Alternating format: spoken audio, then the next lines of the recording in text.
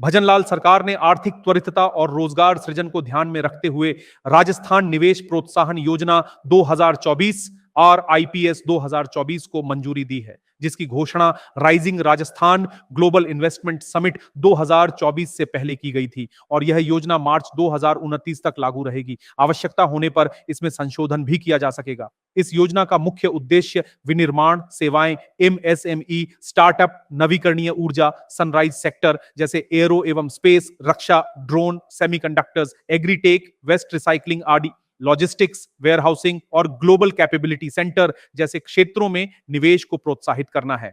इसके अंतर्गत विशेष रूप से महिलाएं, युवा और स्टार्टअप, खासकर महिला नेतृत्व वाले को प्राथमिकता दी गई है।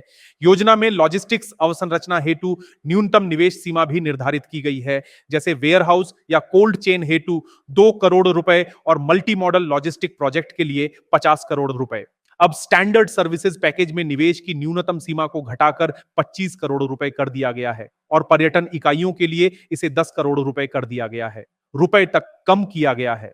प्रोत्साहन की संरचना को 3 श्रेणियों में बांटा गया है। सबसे पहले मानक प्रोत्साहन, जिसमें पात्र निवेश पर पूंजीगत सब्सिडी करीब 28%, एसजीएसटी की प्रतिपूर्ति 75% और स्टैंप ड्यूटी में छूट 75% शामिल है।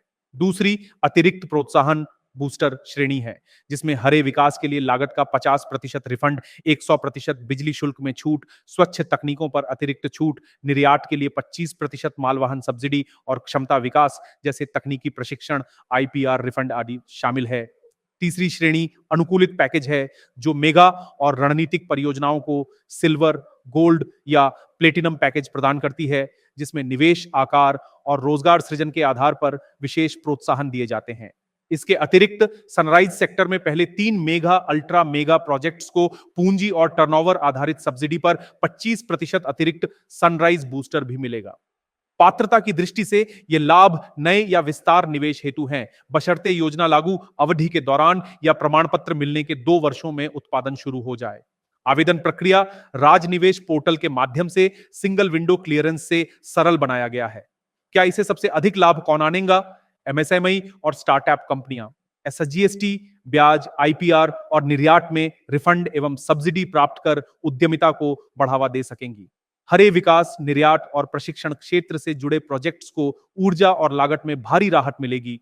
वहीं बड़े परियोजनाओं को कस्टम पैकेज और सनराइज बूस्टर जैसे लाभ प्राप्त होंगे। यह योजना राजस्थान के आम जन को रोजगार, व्यापार अवसर और स्थानीय अर्थव्यवस्था का सशक्तिकरण सुनिश्चित कराएगी। इस नीति से अब तक 765.78 करोड़ रुपए की प्रोत्साहन राशि वितरित की जा चुकी है और 4.12 लाख करोड़ रुपए की परियोजनाएं धरातल पर कार्यान्वित हैं, जिससे निवेश आकर्षण और विकास की गति तेज हुई है।